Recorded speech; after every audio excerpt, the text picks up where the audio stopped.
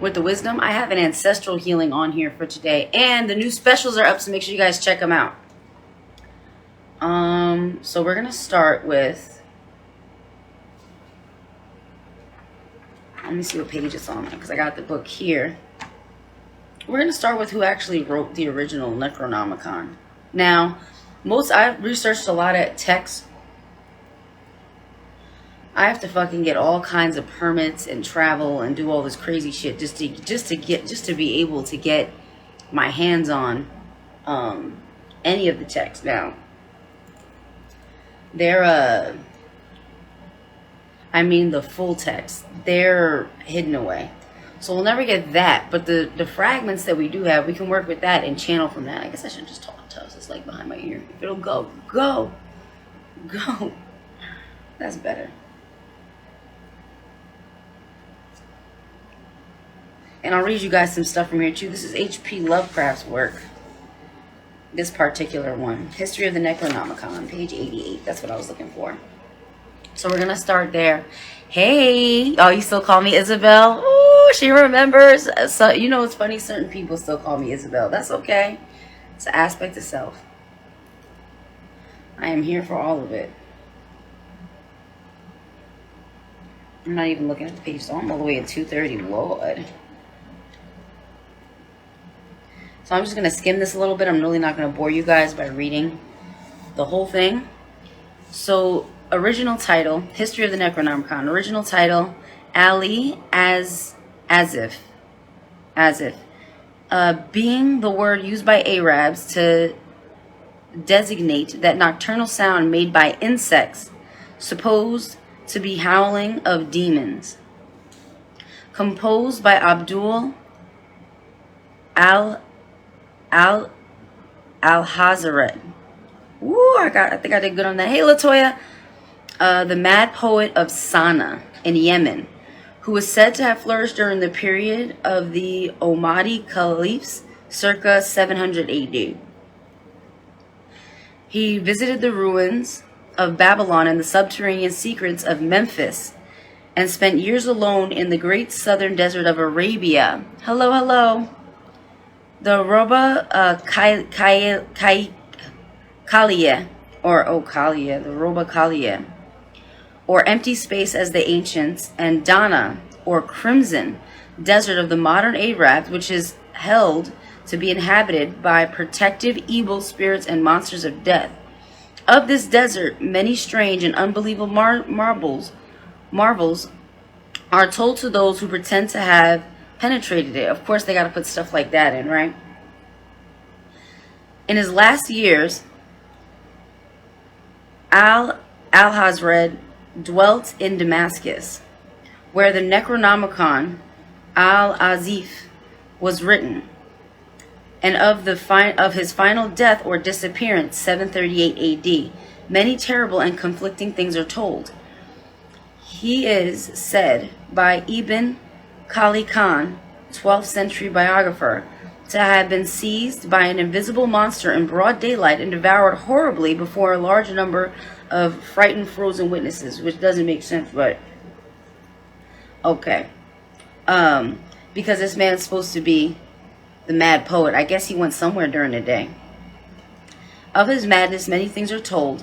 He claimed to have seen the fabulous Iram, or city of pillars, and to have been found beneath the ruins of a certain nameless desert town, the shocking annals and secrets of a race older than mankind. He was only an indifferent Muslim worshipping unknown entities, whom he called Yog-Sothoth and Cthulhu. Alright, so basically, I'm not going to get into the rest of it. A lot of these texts are lost right now. There's one in Germany, another one in Spanish. The Latin and Greek versions were banned by Pope Gregory the IX in 1232. Shortly after its Latin translation, which called attention to it, the Arabic original was lost as early as Worm's time. So yeah, this, and they say that there's a secret copy in San Francisco. that perished in a fire. But then they also say that there's a... Yeah, Cthulhu is interesting. See, Cthulhu is interesting because you don't know... Cthulhu, they say, is a cousin of the Necronomicon in some instances. And then others that he's part of the Necronomicon, or he or she. It's really... I don't really think they have sexes like that. So these are monstrous entities. So they're a reflection of... So I was talking last night. They would be similar to what the Titans are in Greek mythology. They would be likened to that. Andromeda. Why can't I say anything today?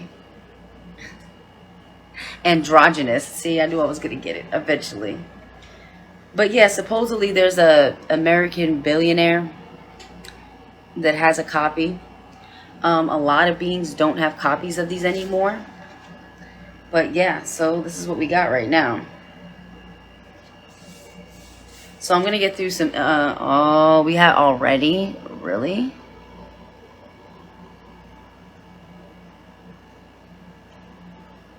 Spam. Submit. Block. Done. Alright, cool. I hate when they do that. They come on here and they just spam. Oh, let me delete the comment too. Delete. Alright, cool. I don't like when people come on here and do that, especially when we're getting into the business today. So it's going to be a little bit all over the place today. I got to bring up some stuff. I have to use my laptop and my phone at the same time. Because I want to get into my list. I blocked that person. I blocked them already, so I don't know what's up with these people. Because I block them already, they make new profiles. Another fake profile of mine popped up. Like, y'all just want to steal energy, huh? That's what y'all doing around here? I gotta go to my screenshots. Not these ones. These ones. And it's funny, too, because the screenshot... Thank you for reporting them, by the way. And there has to be more people on this live than this, because... all you guys are commenting, and it's like, oh, there's only 2 on my end. They be lying like a motherfucker. I have to. It's funny enough.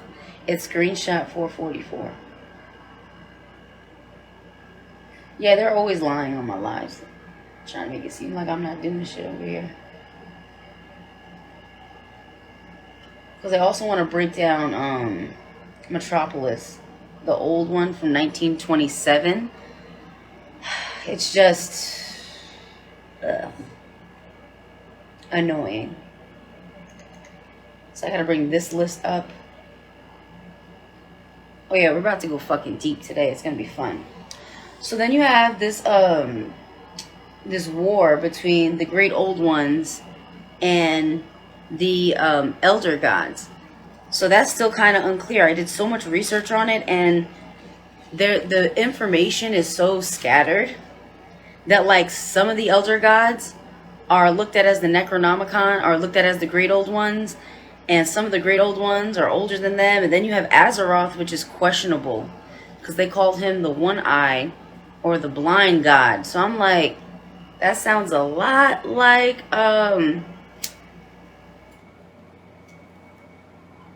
what's his name? Sophia mythology. Come on, Sophia. Sophia mythology, like her son. I could look that up really quick. I got so much shit in my head, I be forgetting names sometimes. From the Gnostic text. You're not talking about Odin. No. He could be one of them too, though. But Odin's a day god anyway. So, Sophia mythology, her son. I'm gonna get it right now. Oh, thank God for the internet. Oh, Yaldabaoth. So it seems a lot like Yaldabaoth. My next man need to read me. I hear you. Gang, what's up? Cosmic gang, whole lot of gang shit. What? Hold on, let's start over. Cosmic gang, whole lot of gang shit, ninth dimensional strange shit. We're in the motherfucking building. There we go. Yeah, Instagram does that too. Thank you for reporting them. I appreciate that. Because they be on here just fucking. I love you too, sweetie. She said, I do not like reading. Oh, well. That's funny. I love reading. Alright, so when I was breaking all this stuff down, because when we look up, let's look up. I got all of them written down too. Ooh, y'all know I went in on these notes. I have notes. I have like pages of notes.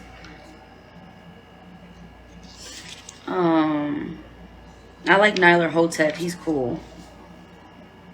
So you have the great old ones are led by the blind. They call him the blind idiot god, Azathoth. So the thing that throws me off about that is I'm like, that sounds a lot like, because remember, all these mythologies are connected. It sounds a lot like Yaldabaoth.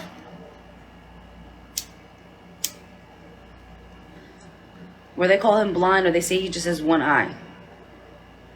And then you have Yog-Sothoth, Yog-Sothoth, who was all in one and one in all, who came upon no structures of time and space, whose agents are Umar, At, Twali, and the ancient ones who dream forever of that time when once again they shall rule. So when you're looking at the great old ones, and you know what I don't like about audiobooks? I don't like when they sound like a computer reading to me. If it's an actual voice, I could fuck with audiobooks. But if it's and I'll sit and meditate and like listen to audiobooks. Alright. So these great old ones are also likened to the Titans. And then also, if you go into Tiamat's mythology, if you go into Tiamat's mythology, it's also likened to her and her 11 demons. So we're talking about something that existed before Kemet, Egypt, all of that. Hey, what's up, Noel? What's up, what's up? So we're looking at something, I know what I'm going to give you today. I like my little emojis. I'll give you unicorns today. Because you're magical. Happy Fertility Day to everybody that just got on. I got used to wandering. I need to ground more often. Wow, let your imagination run wild sometimes. You block out too much. I hear you on that. So, we're dealing with entities who have existed before the confounds and constraints of time ever were manifested. So there was something before. And when you're dealing with your primordial chakras and your soul's energy, you're tuning into these entities. They consider it, Bobby Hemmitt said this. Yeah, see, when I feel it, I just go with it. I was feeling unicorns. I was like, I know exactly what I'm going to give her. Bobby Hemmitt spoke about this. And he said, your soul is a monstrous being. The more that I study this stuff, they are so fucking amped up that I'm talking about them right now. The more that I study this stuff, the more that I realize that your soul is a monstrous being. And so these great old ones, the Titans, they're coming from, if you break down the tree of life, which is part of the flower of life, right? The tree of life is just an aspect of the flower of life. It's part of it. It's part of the structure of it. So when you go inside the flower of life, you have to go through the hidden Sifra. You have to go through Doth. So you go through Doth, and then the other side is the I'm gonna get the names of everything, y'all. The Kalipoth. So you're going into the Kalipoth, which is supposed to be the opposite of, so this creates balance, right? It's supposed to be the opposite, or these profane things. I think, honestly, the more I break it down, the more that I realize that what we're looking at as profane might be one of Cthulhu's babies. what we're looking at as profane is what's righteous in this world. But certain individuals that don't have any soul energy, or that are not dealing with a higher level of consciousness, they will take the meaning of that and invert it. Very similar to the movie Metropolis. I'm gonna pull up another screenshot for you. See, this is gonna be fast paced, so just keep up with me, all right? It's gonna seem like I'm going on a lot of tangents, but I promise you I'm not. I'm gonna pull up a screenshot from the movie Metropolis from 1927 on the laptop and show it to you guys right now.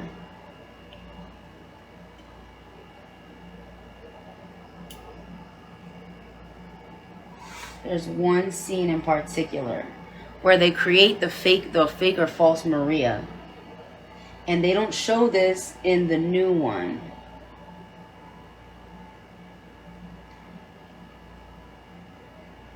Maria also representing Mary.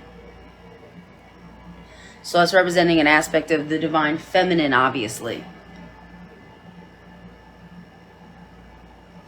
So, and a lot of celebrities and stuff, I'm going to do a breakdown of that and actually put the pictures up. I have to post it on my YouTube. Put the pictures up of the celebrities that have done this Metropolis ritual. Because this whole movie was a breakdown for our false elites. Should be in one of these screenshots. It was a breakdown for these false elites. Making it, thank you, sweetie. Making it seem like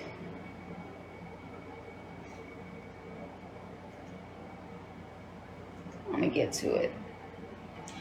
Making them, in order for them to get in between the working class and keep their position, they had to create media.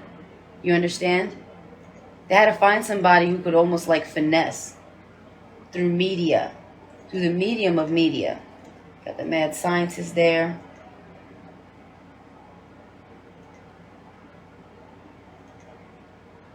It took me hours to get these screenshots when I did them. Let's see if I can find it. So much him. I want what's above her. So I can show you guys this, because this is so this is when she comes out.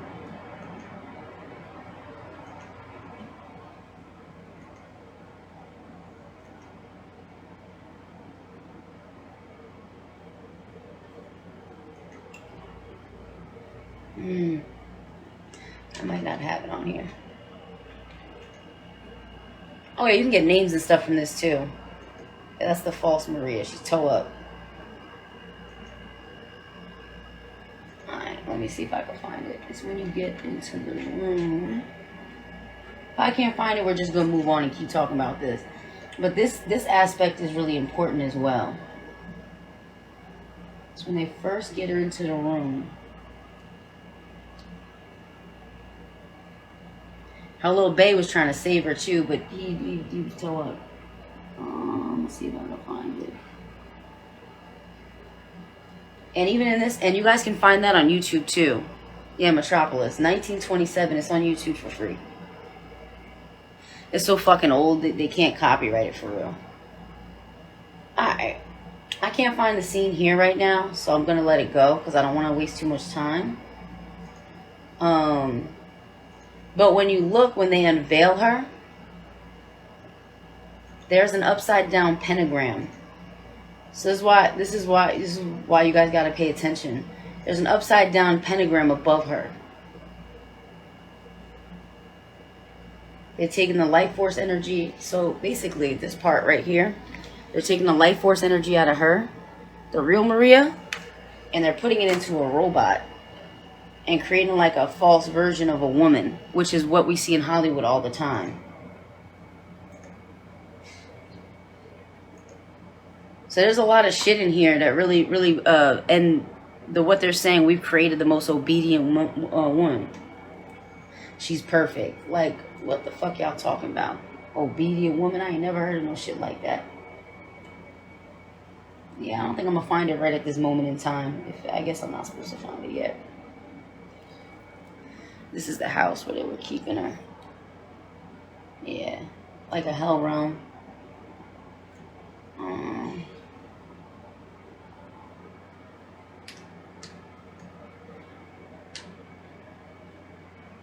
This is where she starts dancing. Alright, I'll find it later. That's not important. Anyway, it's an upside down pentagram, so it's representing inversion. So what we have to understand is certain individuals that don't have a soul, or they're not connected to their soul. They don't have a level of consciousness where they could understand these great old ones. So they would interpret your soul as a monstrous being. Something you maybe won't be afraid of, but they would be terrified of. Terrified of. Because when you don't have a soul and you come across somebody who's in tune with themselves, it's frightening, apparently. From what I got, even from the breakdown of reading some of this stuff out of the Necronomicon, I started realizing, I said, the people who wrote this, they're afraid because they don't have a soul. And these beings are representing different aspects of your soul. Right? So Cthulhu shall encompass his dominion from formal heat.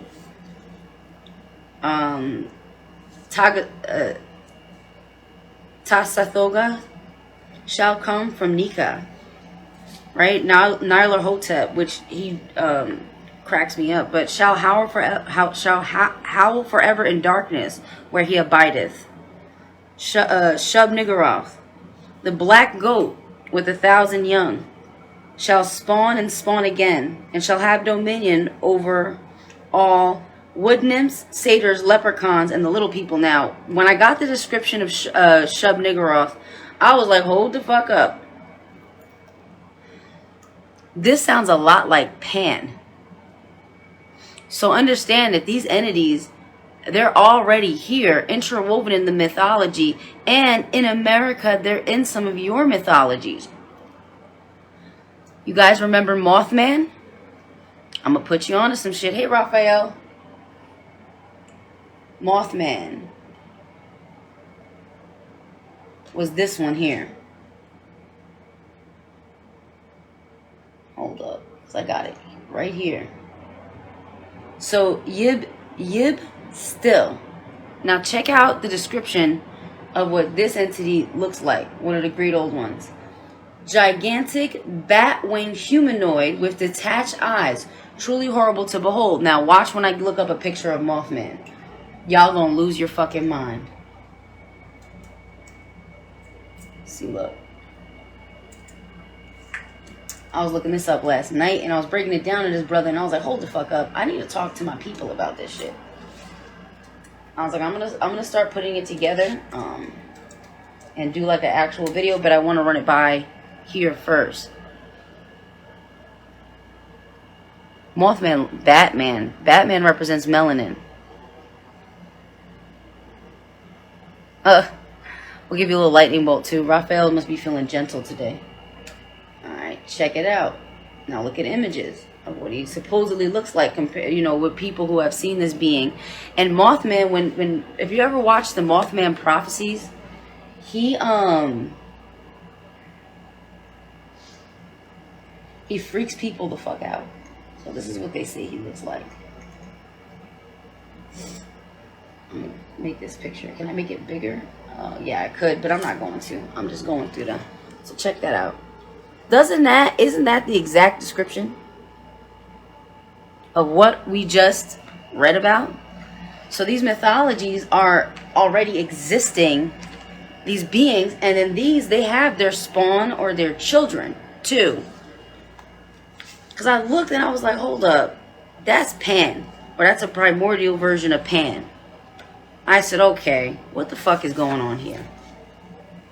That was the first little thing, like alarm bells that went off in my head when I was doing the research.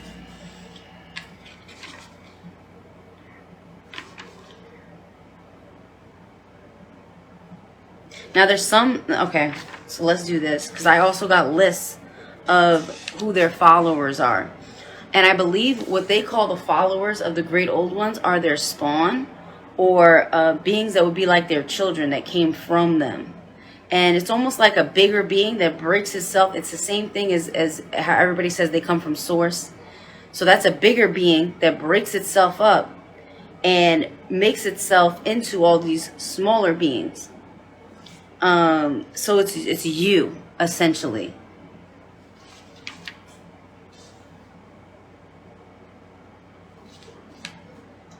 Oh yeah, I was doing so let me look at this list here.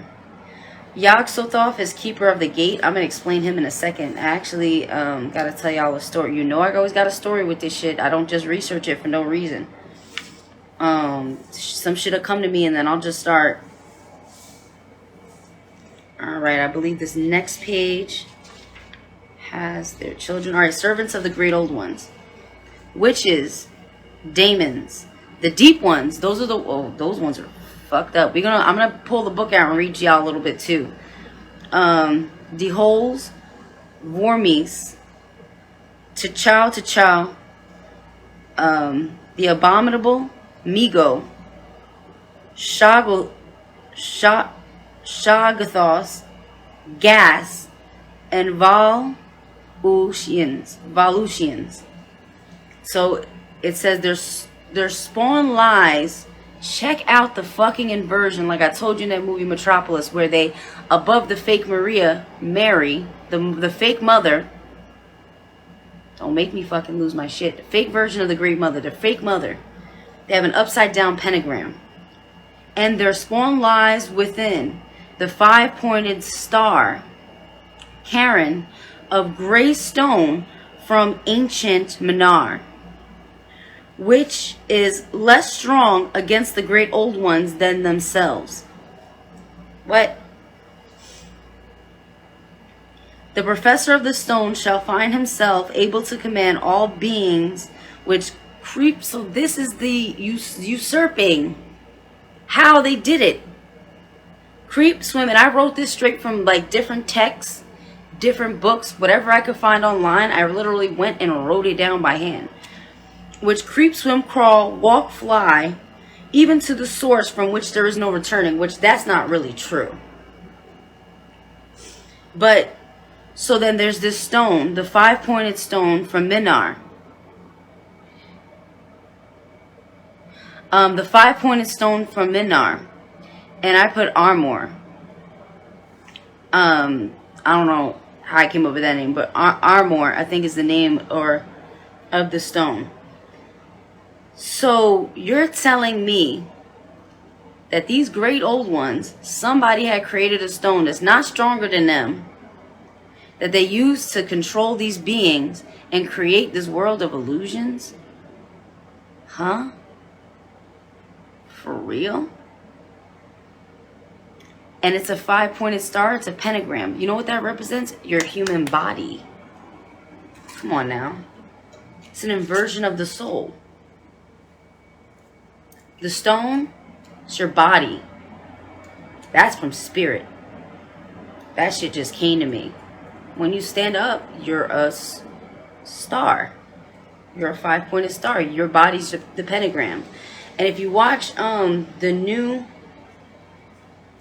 version of Sabrina, Chilling Tales or whatever of Sabrina, the newer one, there's an episode in there where she gets, one of the beings gets trapped in a human body because they were too powerful to be trapped in like this, they used like this, it looked like a hexagon or something like that, but it was like, you know, like a little box or whatever.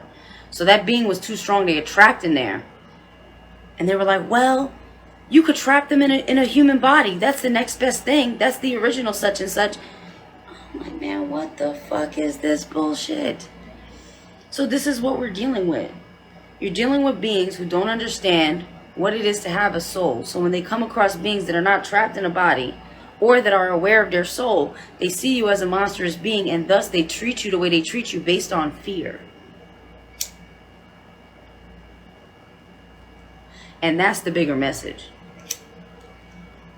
I told y'all I was going to have a fucking breakdown. And once I fucking go ahead and do my editing and put this shit up on YouTube, oh man, it's going to be some shit. Now, let's read a little bit. Let's have a little story time. Because there's a couple things in here that always, I know that the breakdown is fucking real.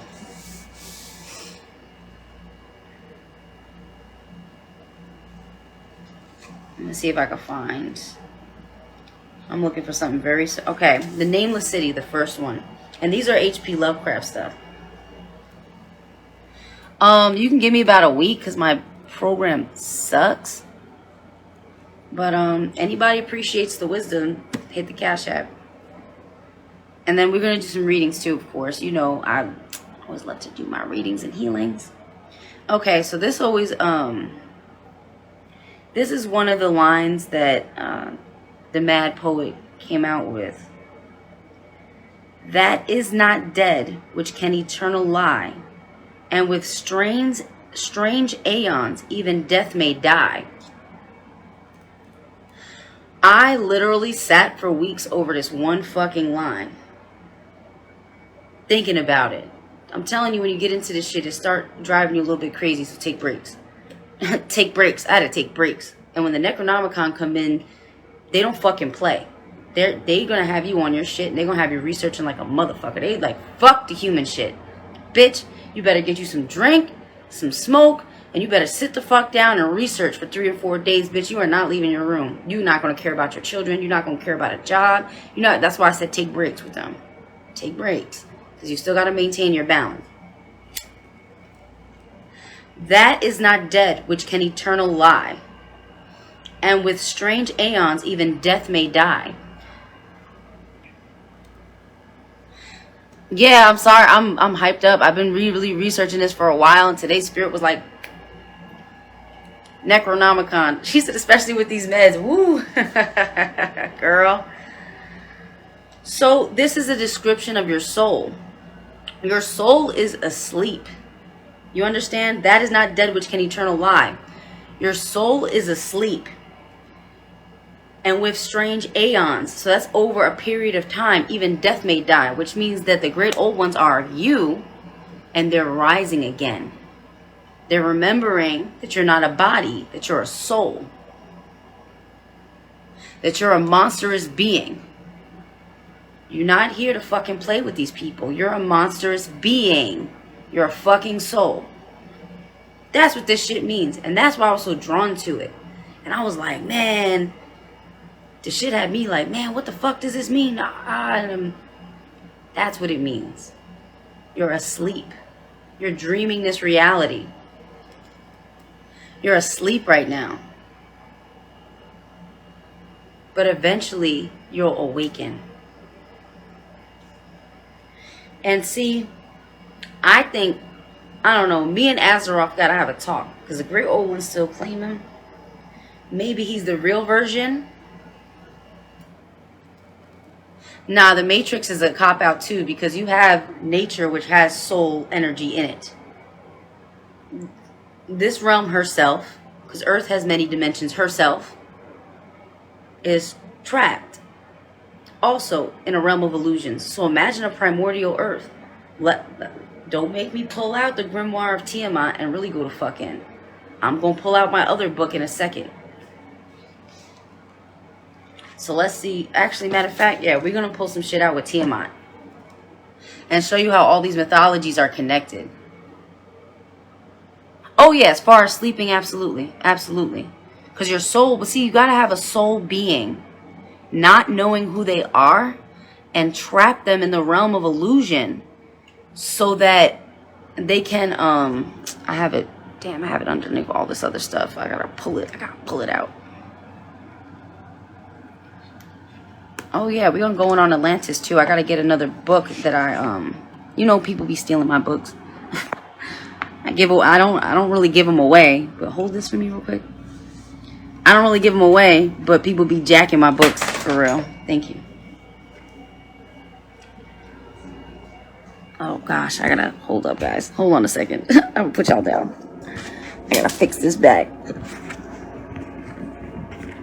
Because I just be piling the books up when I do this. It's easier. Plus, I don't want my phone down. Yeah, I can give you a list of books. I got a bunch of books. I got a gang of books, and I can send some PDFs too. So let's go to the beginning of this is the Grimoire of Tmi. This girl that wrote this did a lot of research. Okay, Tiamat and her own mythology. So let's do, this is Mesopotamian lore. The primal chaos. Alright.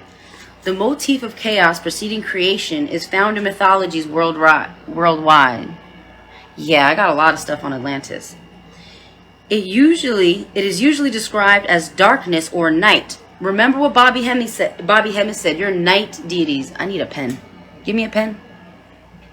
Please. You're night deities. You got the day gods that only rule over the illusion, but a night deity rules over everything. All right, do that. Trying to reconnect. There we go. I'm back. All right. Of course, right when I give y'all who the fuck you is, they fucking tripping. Okay. Described as darkness or night, the void, the gaping abyss, and I never call it the void anymore, or abyss. Or the ocean of black waters. That's kind of a great way. Now, when I teach you guys how to tap into your primordial chakras, and Latoya, if any of you want to learn how to do it, not just from me, Latoya knows how to do it very well, by the way. I taught her how to do it, and she is killing the game with that shit. Killing the fucking game. She's very, very good at tapping into the primordial chakras and bringing the energy through. In the Greek lore, this is Tartarus. All right, Tartarus. So that also in the show Doctor Who from the UK, Tartarus has this blinding light, right? So these are the Time Lords. But even the Time Lords can't contain the energy of Tartarus. And even though it's his machine, his time machine, it's even greater than him. In Scandinavian myths, it is Jin I can't say this shit. Jinun got gap, whatever. Jindun nigga got gap, whatever. Alright. GINNUNNGAGAP. Egyptian cosmology includes the primeval ocean of noon. Sumerian tradition, we have the primordial watery abyss of Apsu. So we're dealing with Sumerian legends right now. Apsu and Tiamat. Now Apsu represents the masculine, and he's the fresh water.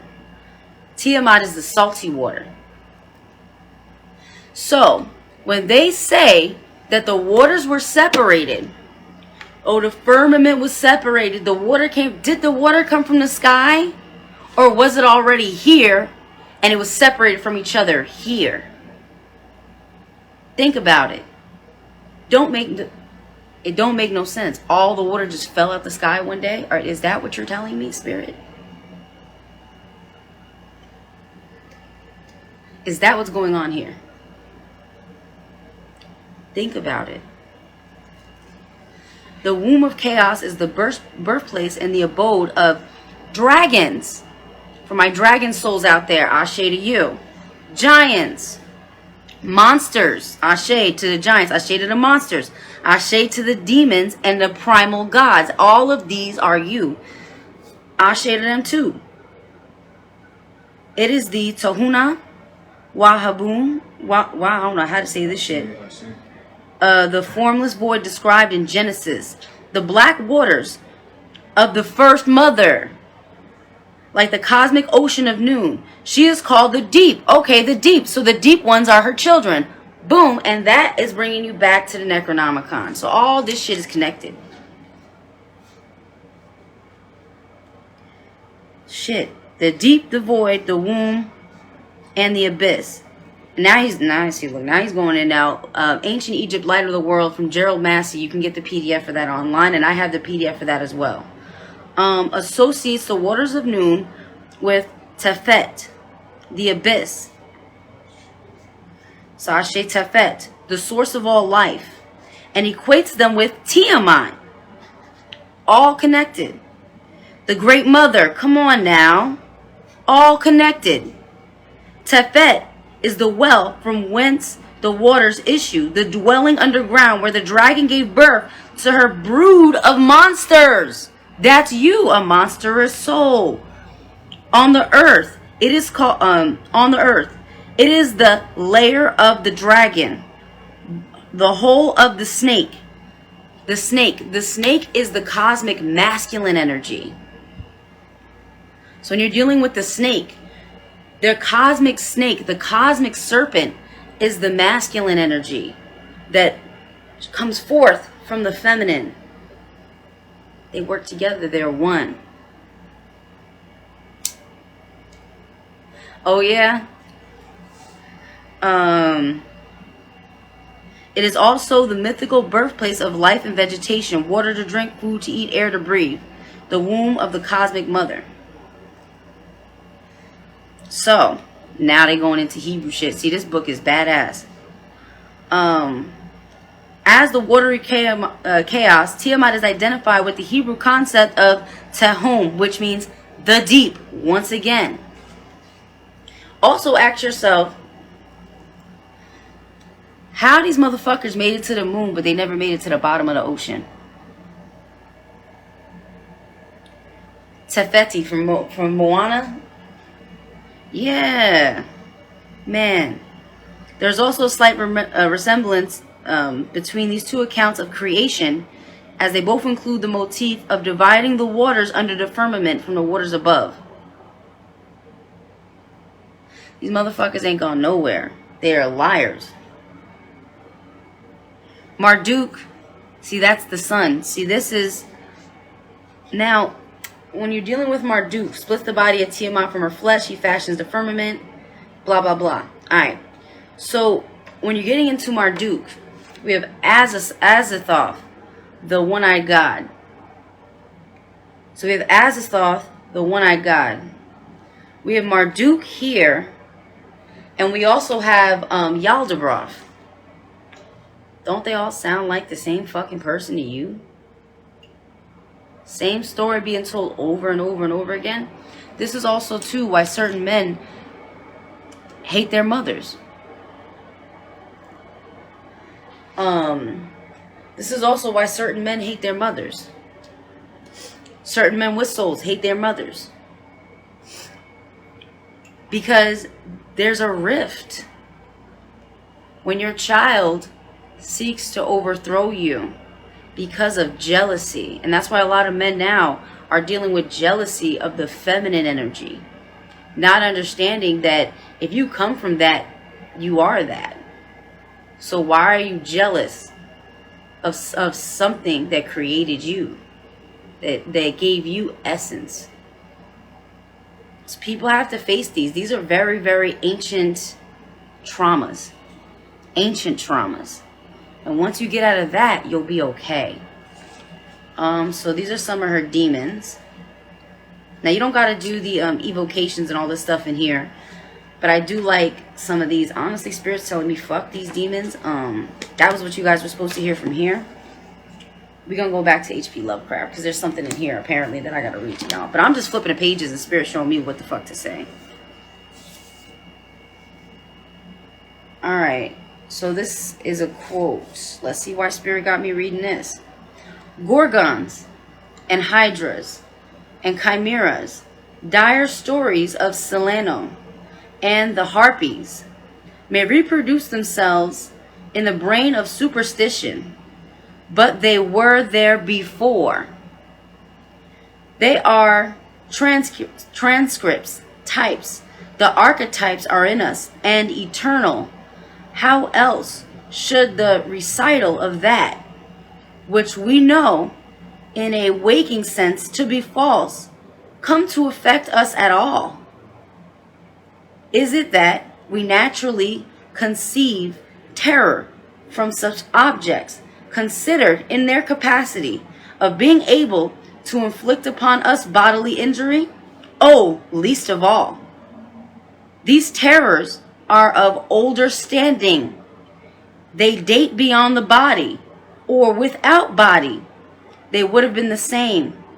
The kind of fear here treated is purely spiritual. That it is strong in proportion as it is objectless on earth. That it predominates in the period of our sinless infancy. Our difficulties, the solution of which might afford some probable insight into our anti-mundane condition, and peep, at least, into the shadowland of pre-existence. Bow. Don't really gotta say much about that. So the Gorgons were a race of beings, by the way. They weren't just, you didn't just have the three, and you didn't just have Medusa. And Medusa herself is very loving. Hydras, chimeras. Really, all these things are you. So I implore you to get into your magic and the truth of what your soul is, and to get into your tree of life, your Kabbalah, and your clip off. The Gorgons, yeah, the Gorgons. The Demogorgons, they're not Demogorgons, they're Gorgons. But yeah, I see what you mean. That's another name for them. They were a race of beings, demigorgons. I know what you're saying. They were a race of beings. They would call them demigods, even though they existed before them, right? They're titans, really.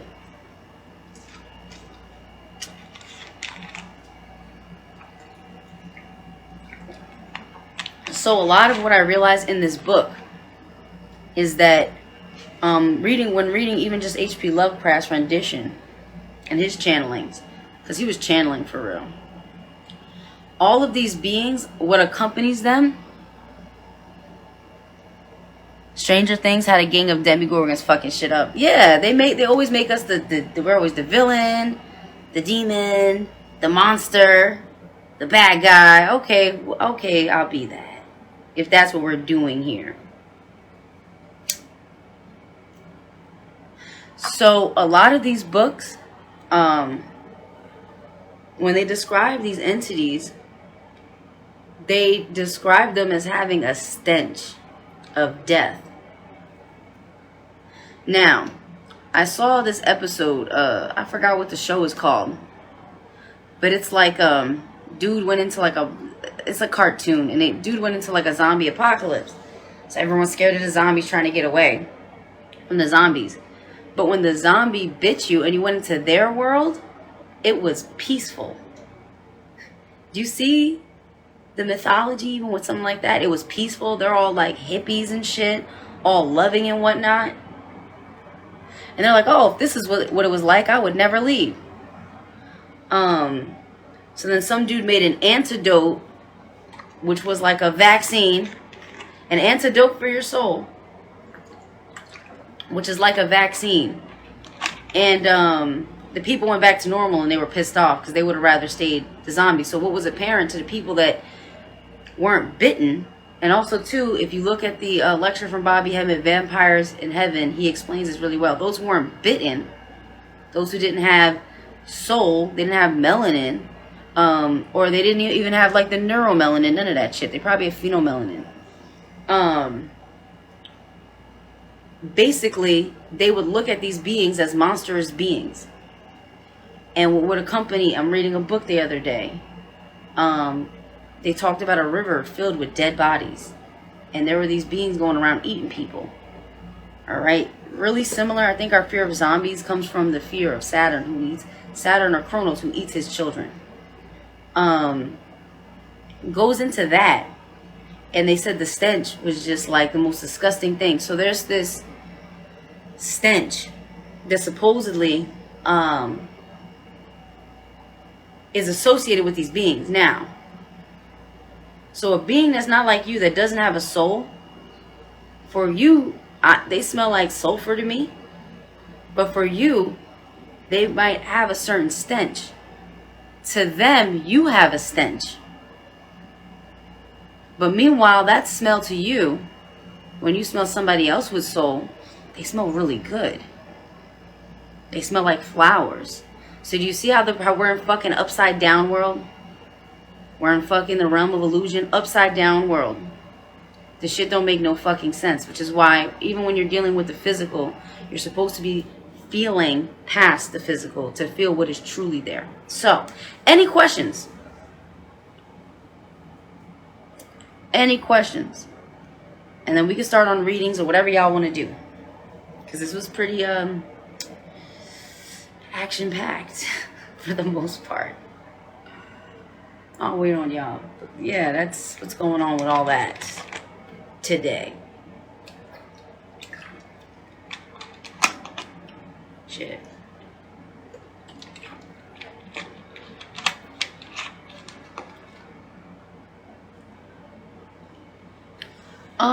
This is all in my mind.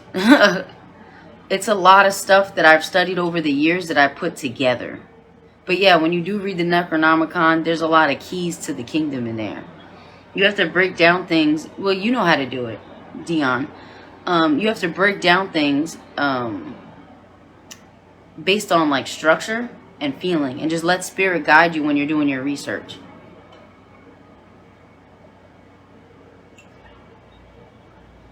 The primordial chakras, I'll talk to you about that privately. It doesn't take that long to figure out. But you have 3, and then you have a 4th one that came in later. And you basically just go in and you pull the energy into your body. So it's not really that hard to do. I discovered it through meditation. I meditated for like 7-8 years and 4 or 5 hours a day. And I discovered it. Or rediscovered it. Because I'm pretty sure the wisdom was already there. You know what else I wanted to show you guys? Let me see if there's any more. I gotta get into these descriptions really quick too.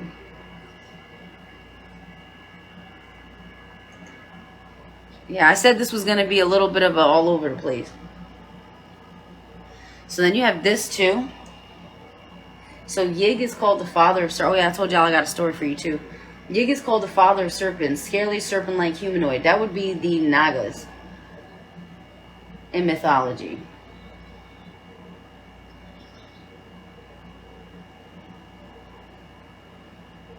This one I really don't know. Haven't seen this. So there's some of these I can identify, and some of them I can't identify. I guess as far as what's actually existing on this planet right now. Ones that I haven't heard stories of. So y'all remember the movie The Shape of Water? That's kind of like what the deep ones remind me of. The man that was on there.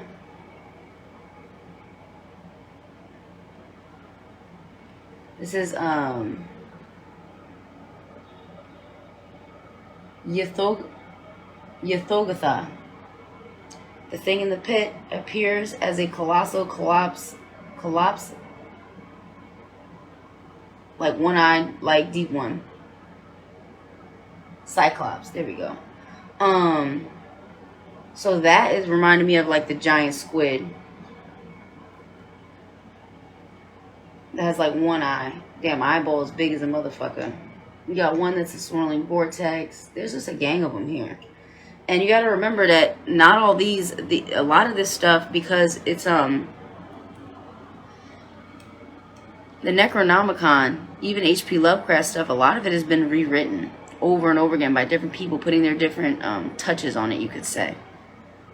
So when you do your research, a lot of the stuff you have to sort through and use your soul to really sort through what makes sense and what doesn't.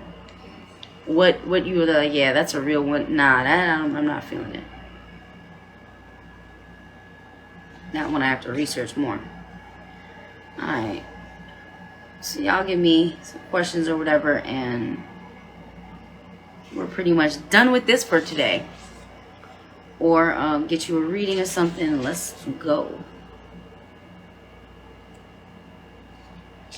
I'm just looking at this.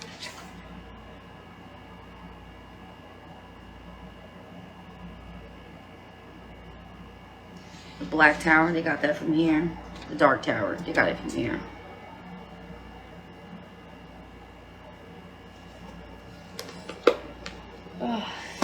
And I believe that over time, some of the darker ones, the deaf deities, the tricksters, became more and more human-like. As we started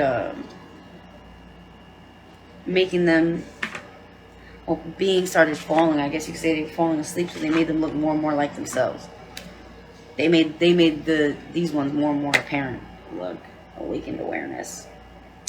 First one that pops up.